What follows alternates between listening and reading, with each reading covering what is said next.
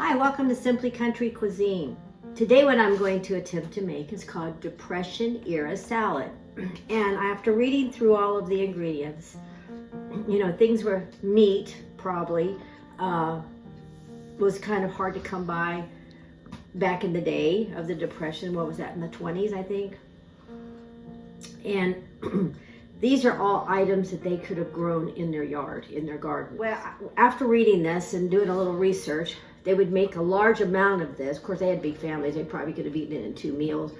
But everything in here was so healthy for them, and it probably helped to keep them well. So this recipe starts with 2 pounds of shredded cabbage.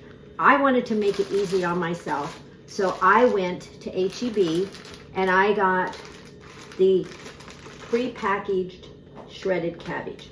And I'm going to open these up and put them in my bowl. And I did not just get the one that had the white cabbage in it. I got the tri-colored packages. It's close to a holiday time, and I want to put this on my table, and so I want it to be pretty. So as you can see, the cabbage alone is filling this giant bowl up. Okay, now it says 3 shredded carrots. I'm going to make it easy again. I've purchased the shredded carrots. I'm going to put in what I think might be 3 shredded carrots. It won't be this whole bag. I would think that would approximately be about what 3 shredded carrots would look like. 2 cucumbers. I again got the long English cucumbers, and I sliced them. All right, and I did 2 green peppers, 2 green bell peppers, the sweet ones, and I tried to do them as close to a matchstick to mimic the carrots as I could. Now, this makes me chuckle. When I'm reading this recipe, it says 1 large red onion. I really don't think they had a red onion back then, but that's just my opinion. I'm pretty sure they had wild onions or just garden onions, so I just did a garden onion. 1 very large, thinly sliced onion, a whole bunch of slivered radishes, and I did not slice the celery, I chopped it. And my hands are impeccably clean, so I'm going to use my hands as my mixing tool.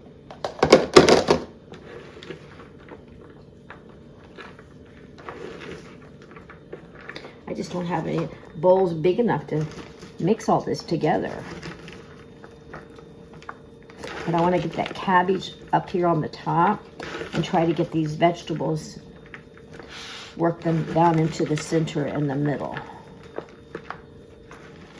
And again, this makes a lot. They kept it probably in an ice box, not a refrigerator, or because I doubt they had electricity.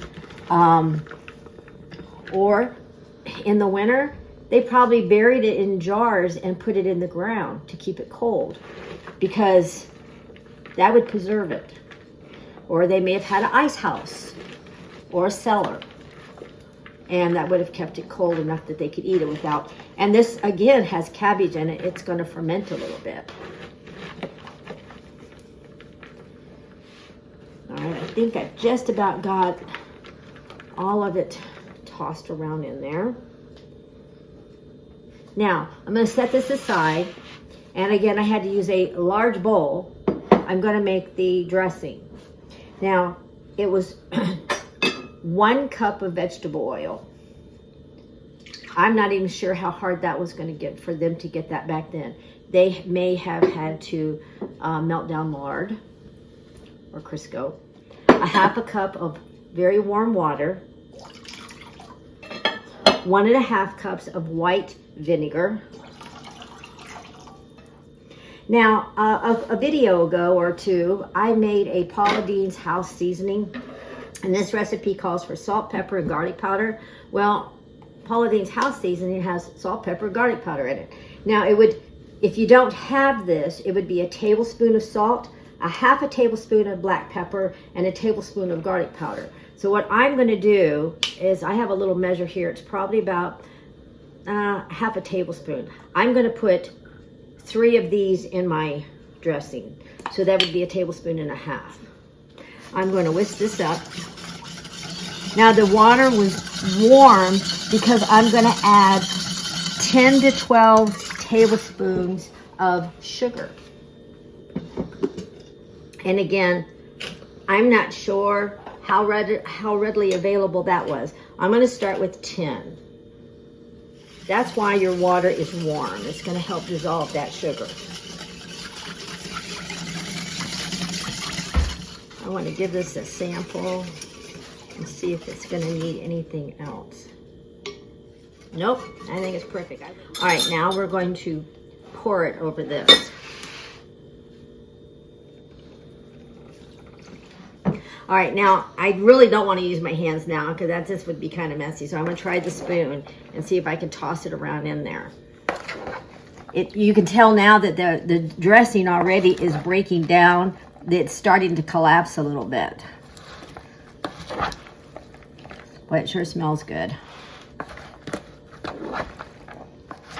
Now you're probably thinking, Lord of mercy, Susie, what are you going to do with all that salad? That's a lot of salad. Yes, this is a lot of salad.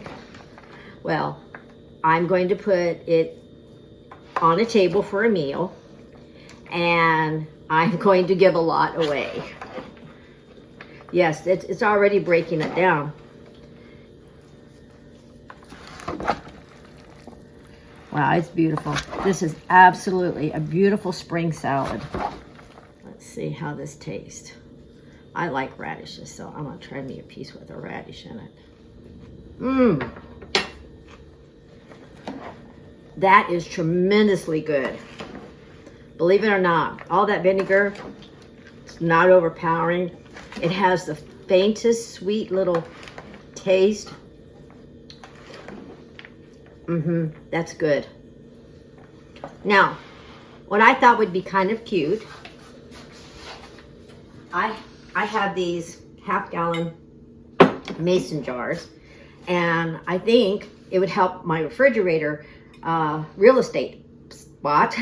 I'm going to try and fill up the jar with the salad. And that way, the longer it sits in the refrigerator, the longer it's going to marry these flavors together and just get more fragrant.